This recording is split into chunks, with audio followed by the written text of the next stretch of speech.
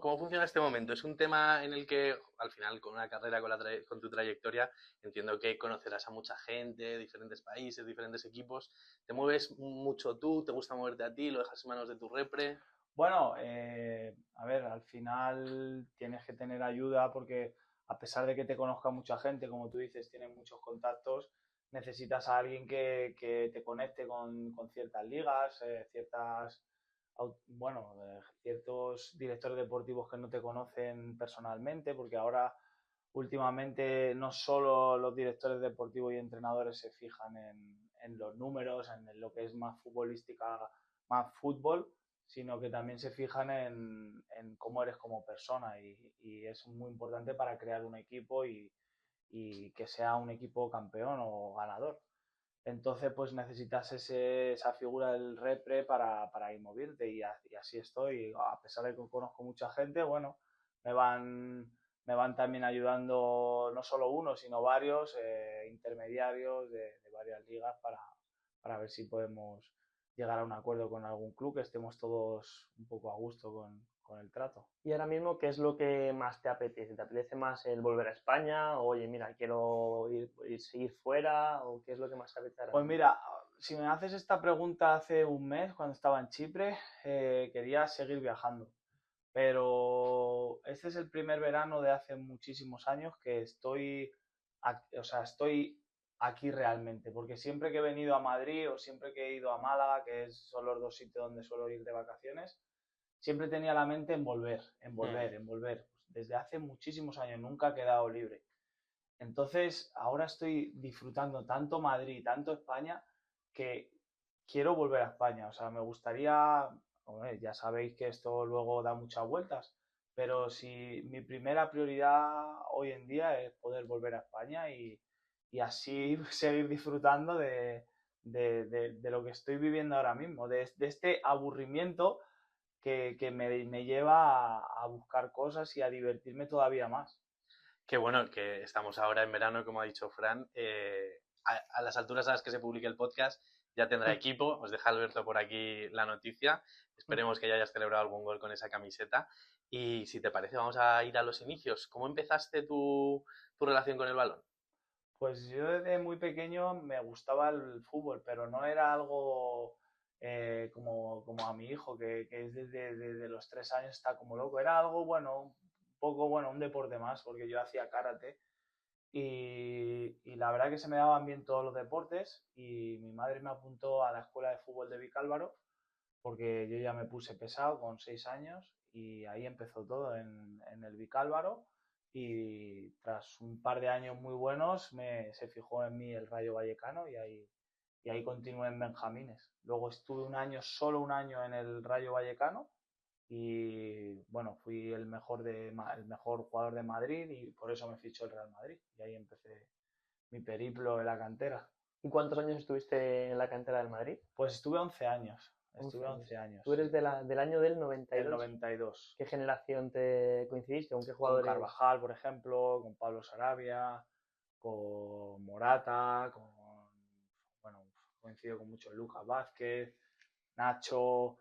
No ¿Estaban sé. ellos cuando tú llegaste o se fueron incorporando también? La mayor parte de ellos se fueron incorporando. Los únicos que entramos en Alevín B, me acuerdo, fueron Carvajal y yo. Que Carvajal puso la primera piedra. Exacto, creo que a los pocos años empezamos en la Ciudad Deportiva Antigua, en la Castellana. Estuvimos un par de años ahí y nos mandaron a Alcobendas porque ahí empezaron la construcción de Valdebebas. Y cuando estábamos en la Ciudad Deportiva Antigua, bueno, decidieron que fuera él la imagen de esa primera piedra. ¿Y qué tal era Carvajal como compañero, siendo niños, pero se veía ese potencial que tiene Sí. para ser lo que ha sido ahora? Sí, sí, desde luego. Yo he pasado mucho tiempo con él, ha venido a mi casa a dormir, lo típico, ¿no? De niños que te quedas a casa a dormir de él se queda a tu casa.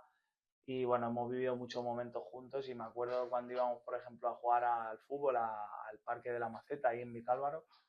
Y a él, o sea, yo también me encantaba ganar y me dolía perder, pero es que él lloraba, es que lloraba, o sea, no podía perder. Se enfadaba, peleaba y bueno, a todos nos duele perder y te vas jodido, ¿no? Pero a él era un nivel superior y bueno, en ese momento pues ninguno se imaginaba que íbamos a llegar a ningún sitio, pero bueno, yo ya luego cuando ha pasado el tiempo vas hilando y dices, mira el carácter que tenía, Lo mantiene.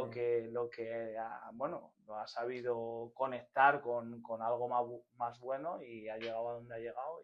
Porque has dicho que estuviste 11 años en la cantera del Madrid. Uh-huh. ¿En qué momento de todo ese paso por la cantera es en el momento en el que vosotros os veis y decís, oye, estamos ya aquí para ser profesionales o para vivir del fútbol? ¿Hay algún momento en el que tú piensas, ya hemos llegado o ya estamos?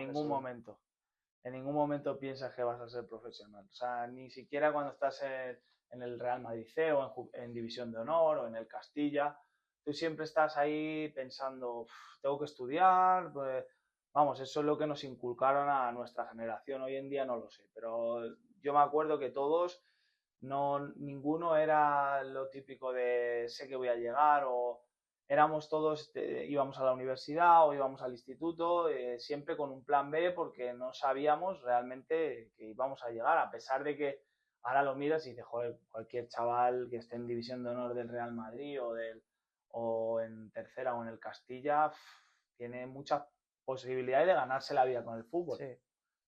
Pero en ese momento no lo ves. En ese momento, bueno, esa generación con la que yo estaba, compartía, nos inculcaron a eso, a estudiar, a tener un plan B por si acaso, nunca se sabe y, joder, muchos de nosotros hemos podido sí, una generación bastante... estudiar y tener, bueno, otros tipos de plan B o de ideas o de opciones. Después del Exacto. fútbol. O para en ese momento, si no llegabas o si no te dedicabas al fútbol, pues tener otro porvenir. De hecho, es una generación muy competitiva con muchísimos jugadores, pero claro, en 11 años tú tienes que ir pasando cortes uno detrás de otro, vas viendo cómo hay jugadores que se van, otros que se quedan.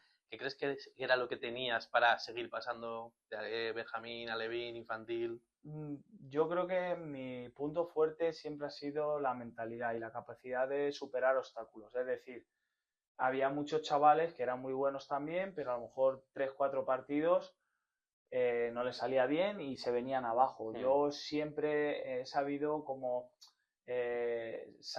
no sé, innatamente o lo tenía inherente en mí el decir, bueno, no pasa nada, son 3 partidos, al cuarto voy a seguir marcando gol y siempre superaba esas pequeñas dificultades que se me iban poniendo en el camino y bueno, aparte tenía el talento del gol, que siempre sabía dónde colocarme, dónde ponerme, el físico también me acompañaba, siempre he sido grande, he sido fuerte, rápido y eso también, por supuesto, me ha ayudado, pero había muchos mejores que yo, más fuertes, pero a lo mejor en esos 3-4 partidos que no les salían las cosas o sus padres ya les decían, joder, o les regañaban o no sabían cómo gestionar eso y mis padres tampoco sabían cómo gestionarlo porque nunca se han dedicado al deporte, pero yo en mí sabía como un poco decir, no pasa nada, es temporal, venga, voy a seguir entrenando, que no pasa nada. Y eso yo creo que ha sido mi capacidad para poder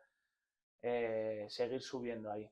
Que de hecho, bueno, tenemos una persona de esta etapa tuya madridista que bueno, nos ha dejado una pregunta un poco relacionada con lo que has dicho de que sabías cómo colocarte. Entonces, nada, te la pongo. Vale. A ver. Pues allá va. Hola, Fran, ¿qué tal? Buenas tardes. Hostia, ¿Cómo estás? muy peinado. Es un placer poder tener la oportunidad de poder hacerte esta pregunta y primero de aprovechar para saludarte, ¿no? Ya sabes el cariño tan grande que te tengo de cuando tuve la fortuna de cruzarme en tu camino cuando eras cadete y después cuando coincidimos en el Juvenil B del Real Madrid. La verdad que fueron 2 años fantásticos a tu lado. La verdad que eras y eres un chico excepcional con unas condiciones bárbaras y que ahí están los números de tu carrera y sobre todo todas las experiencias en el extranjero que has vivido, ¿no? Que no es sencillo jugar en tantos sitios y en países tan diferentes, lo cual dice mucho de tu mentalidad, tu grandísima mentalidad, que era una de tus principales cualidades y es una de tus principales virtudes y también de tu talento. Sabes de que todo lo bueno que te pase y todo lo que has conseguido en tu carrera, yo me alegro infinito. Yo te voy a hacer una pregunta, a ver, como entrenador, al final una pregunta de fútbol, una curiosidad, ¿no?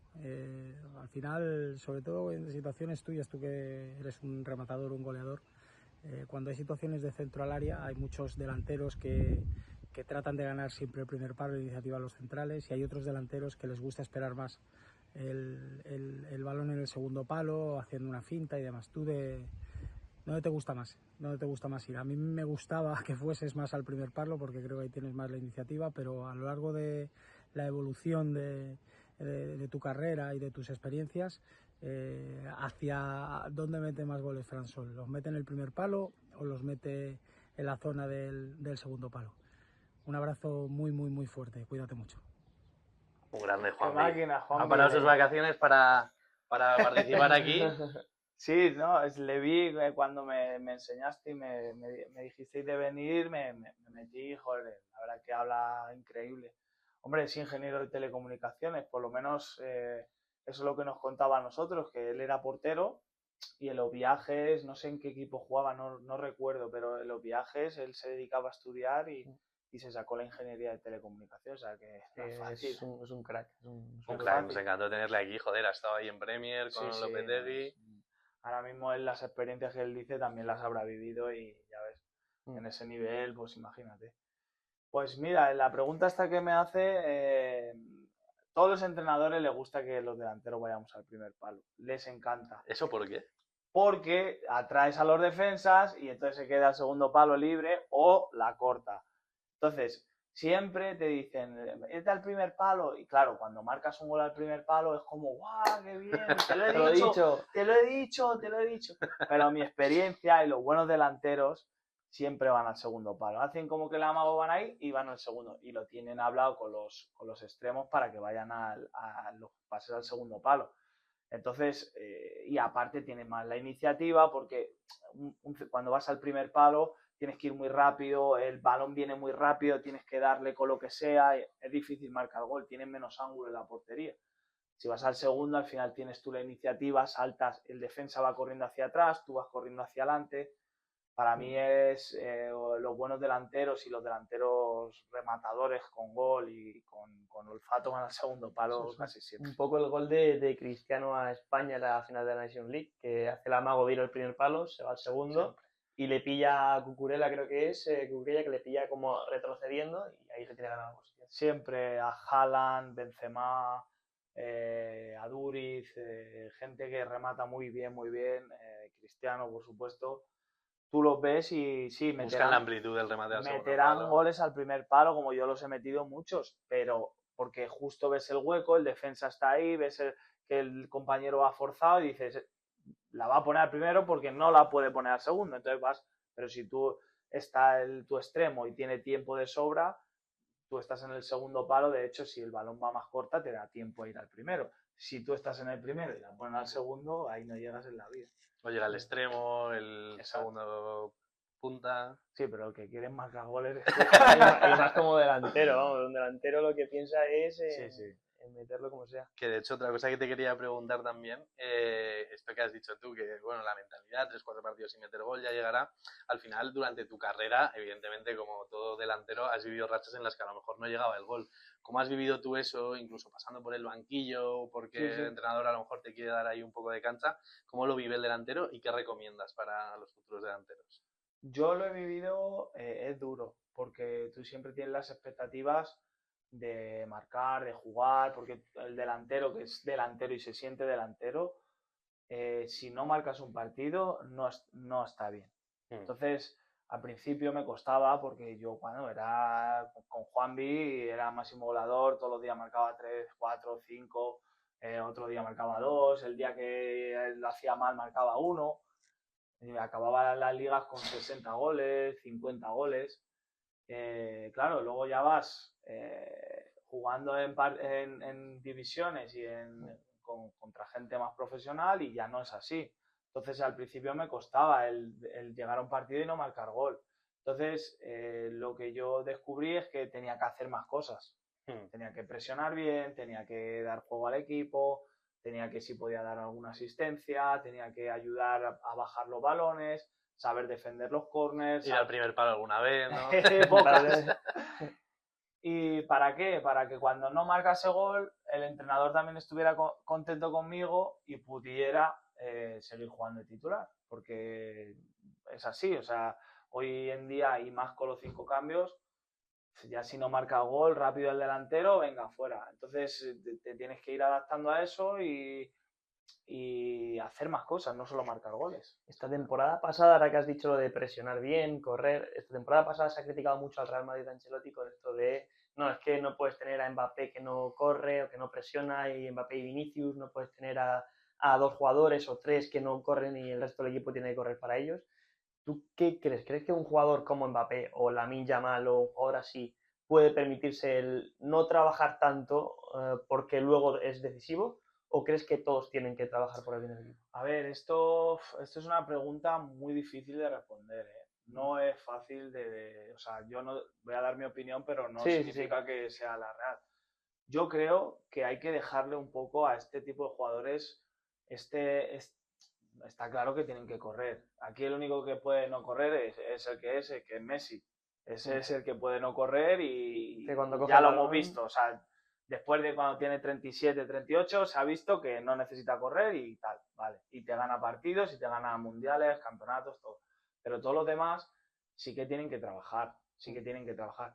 De ahí a que haya un baremo, no, ni es negro ni es blanco, es gris. Si está Mbappé, Vinicius y Rodrigo arriba y ninguno se esfuerza, pues evidentemente al nivel que está hoy el fútbol físico no vas a ganar.